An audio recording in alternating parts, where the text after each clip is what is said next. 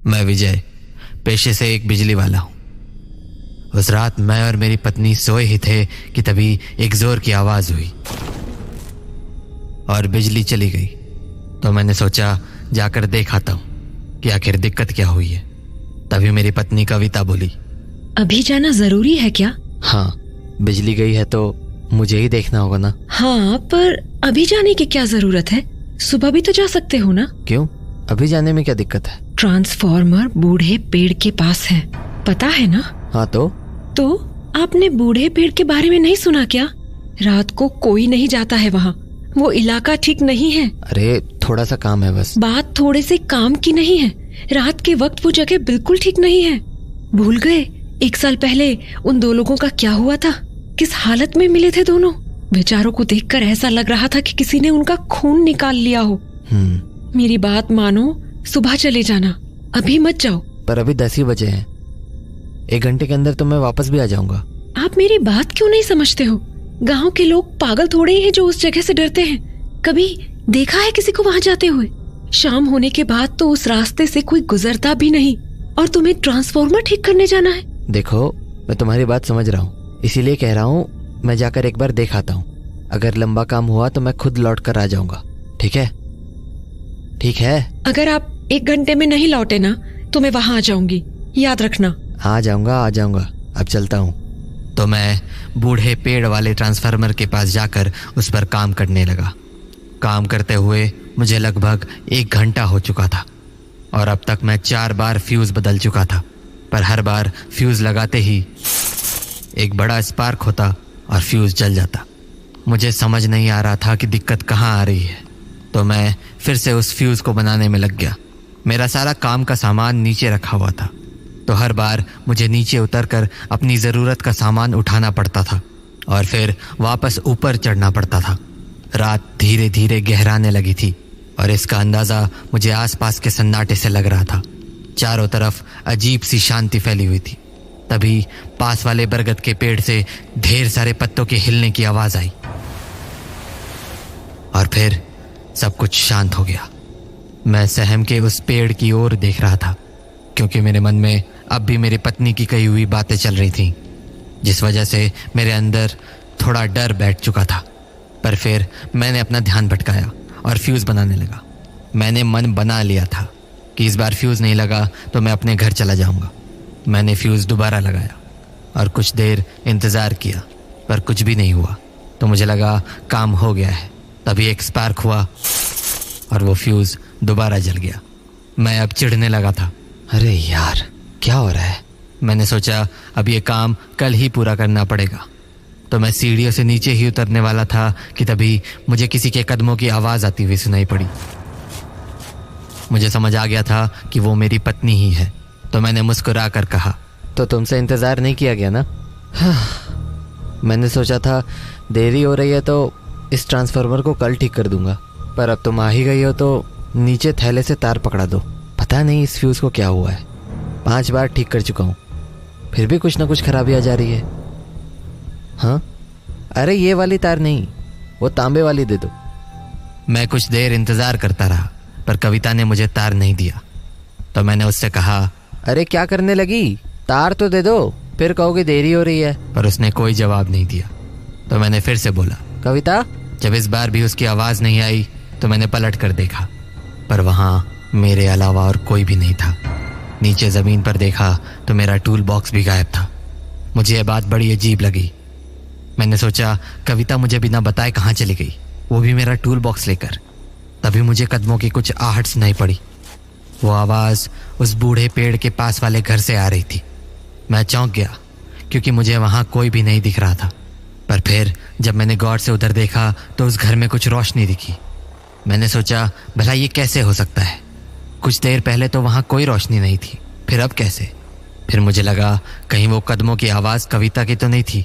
तो मैं सीढ़ियों से उतर गया और कविता को बुलाने लगा, कविता, कविता। पर उसने कोई जवाब नहीं दिया। तो मुझे लगा घर के पास जाकर देखता हूँ। कविता, तुम अंदर हो क्या? कविता। जब कविता का कोई जवाब नहीं आया तो मुझे थोड़ी चिंता होने लगी। मैंने सोचा भला ऐसी क्या बात हो गई कि कविता मेरा जवाब भी नहीं दे रही है। कहीं वो किसी मुसीबत में तो नहीं फंस गई। वो कह भी रही थी कि ये इलाका ठीक नहीं है, कहीं किसी बदमाश लुटेरे ने तो।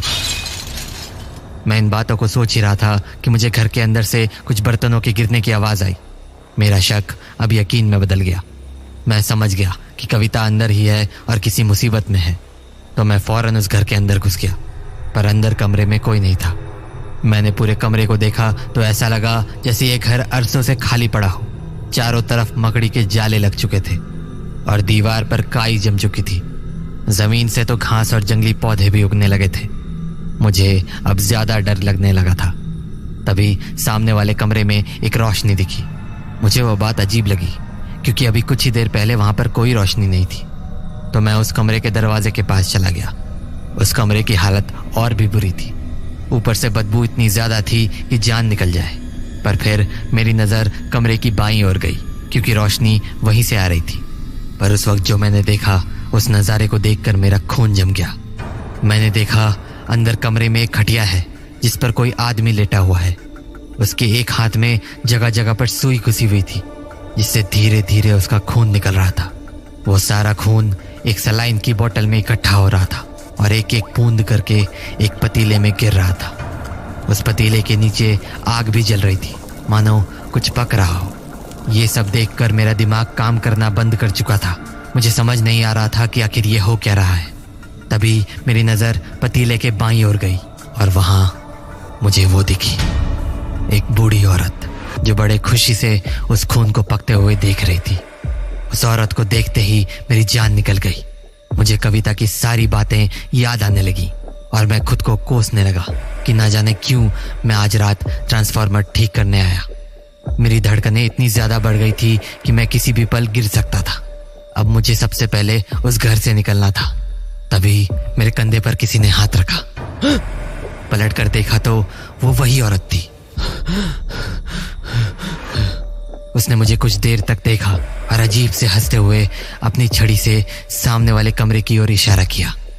जब मैंने दोबारा उस कमरे की ओर देखा तो मेरे होश उड़ गए। उस खटिया पर जो आदमी लेटा हुआ था वो कोई और नहीं बल्कि मैं खुद था। डर के मारे मेरी आवाज तक निकलनी बंद हो गई। मैं बस उस खटिया पर खुद को देखे जा रहा था। तभी मुझे उस बुढ़िया की हंसी सुनाई दी। उसकी खून जमा देने वाली हंसी सुनकर मुझे समझ आ चुका था कि अब मेरी जान बचनी मुश्किल है। मैं चाहकर भी वहां से भाग नहीं पा रहा था। तभी मैंने देखा पतीले में खून की बूंदें और तेजी से गिरना शुरू हो गई। मेरा सर धीरे धीरे घूमने लगा था। मुझे अब समझ में आने लगा था कि वो मेरा कोई वहम नहीं था, वो खून मेरा ही था जो रिस रिस कर उस पतीले में इकट्ठा हो रहा था। मैं धीरे धीरे अपनी आंखों के सामने खुद को मरता हुआ देख रहा था। तभी मेरी नजर खटिया के नीचे पड़े मेरे टूल बॉक्स पर गई। मैं समझ गया कि कविता कभी वहां आई ही नहीं थी। वो कदमों की आवाज उसी बुढ़िया की थी। टूल बॉक्स के ठीक बगल में कुछ जले हुए फ्यूज रखे हुए थे। उन्हें देखकर मुझे यकीन हो गया कि मैं बहुत बड़े छलावे का शिकार हो चुका हूं और अब मेरा बचना मुश्किल ही नहीं नामुमकिन है। उसके बाद मेरी आंखें एकदम से बंद हो गई और सब कुछ अंधेरा हो गया। मेरी आंखें अगली सुबह खुली। मैं अपने घर में था। तभी मुझे रात की सारी बातें याद आ गईं और मैं डर के मारे उठकर बैठ गया तो देखा कि कविता मेरे पास में ही बैठी है। मुझे जगह देखकर उसने कहा, हाँ, आप ठीक तो हो ना? कविता, मैं यहाँ कैसे? और वो बुढ़िया कहाँ है? बुढ़िया? कौन सी बुढ़िया? वही जो बूढ़े पेड़ के पास वाले घर में थी। कहाँ है वो? कहीं कोई नहीं है। तो तुम घर पर हो? मैं यहाँ कैसे आया? मैं लेकर आई। तुम? हाँ, कल रात तुम्हें देर हुई तो मैं बूढ़े पेड़ के पास गई थी, पर तुम मुझे कहीं नहीं दिखे। तभी मुझे उस टूटे घर से तुम्हारी चीख सुनाई दी। अंदर गई तो देखा तुम एक पुराने से खटिए पर लेटे हुए थे और तुम्हारा टूल बॉक्स भी वहीं पड़ा था। मैंने तुम्हें उठाने की बहुत कोशिश की पर तुम आंख ही नहीं खोल रहे थे। पता नहीं तुम्हें क्या हुआ था। तो तुम्हें वहां मेरे अलावा और कोई नहीं दिखा? नहीं तो क्यों? कुछ नहीं। मुझे नहीं पता कि उस रात मेरे साथ जो भी कुछ हुआ था वो सच था या बस मेरा कोई वहम। मुझे ये भी नहीं पता कि मैं जिंदा कैसे बच गया। पर मैं इतना ज़रूर जानता हूँ कि उस रात जो भी कुछ मैंने महसूस किया वो मौत से कम नहीं था।